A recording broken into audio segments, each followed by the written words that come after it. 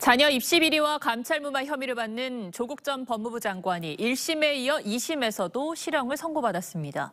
13개 혐의 가운데 8개가 유죄였고 또 입시 비리의 경우에는 7개 혐의 가운데 6개가 유죄로 인정됐습니다. 하지만 이번에도 법정 구속은 피했습니다. 왜 그런지 검찰 출입하는 권형석 기자와 따져보겠습니다. 자, 권 기자, 조 전 장관이 징역 2년형을 선고받았고 대부분의 혐의가 인정이 됐는데도 법원은 왜 법정 구속을 하지 않은 겁니까?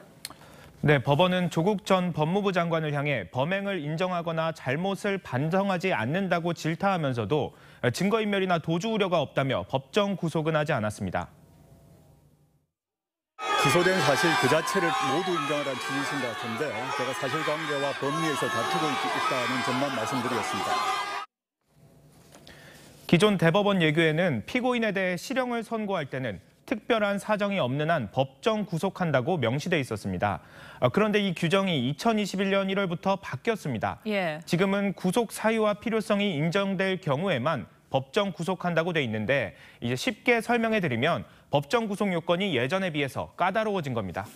네, 조 전 장관처럼 실형을 선고받고도 법정 구속이 되지 않은 사례가 많이 있습니까? 네, 그렇습니다. 대표적으로 한명숙 전 총리의 사례가 있습니다.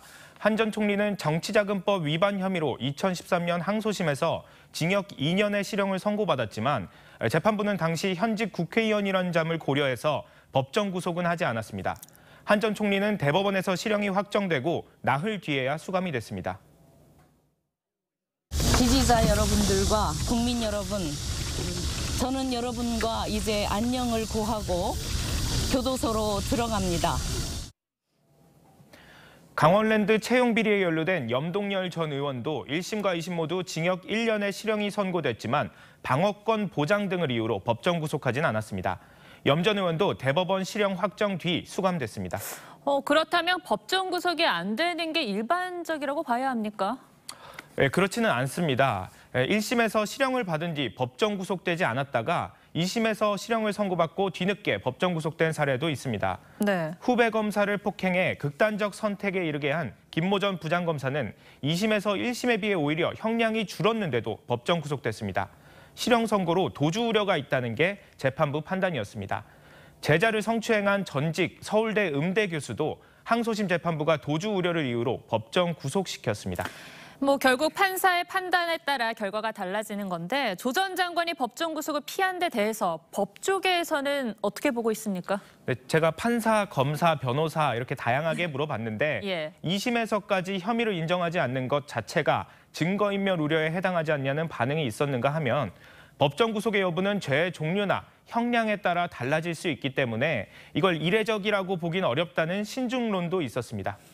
조 전 장관은 이제 상고할 뜻을 밝혔고 대법원 결과에 따라서 이제 신병 처리가 결정이 되는 거죠? 네, 맞습니다. 대법원에서 무죄 취지로 파기환송하게 되면 조 전 장관은 서울고등법원에서 다시 재판을 받게 됩니다. 그런데 만약 대법원에서도 실형이 확정된다면 검찰은 조 전 장관을 검찰청으로 부르거나 교도소로 오게 하는 방법으로 형을 집행하게 됩니다. 네, 조 전 장관이 재판이 끝난 뒤에 사실상 총선 출마를 시사했기 때문에 이 법정 구속을 피하게 된 배경을 많은 분들이 궁금해하셔서 한번 따져봤습니다. 권 기자 잘 들었습니다.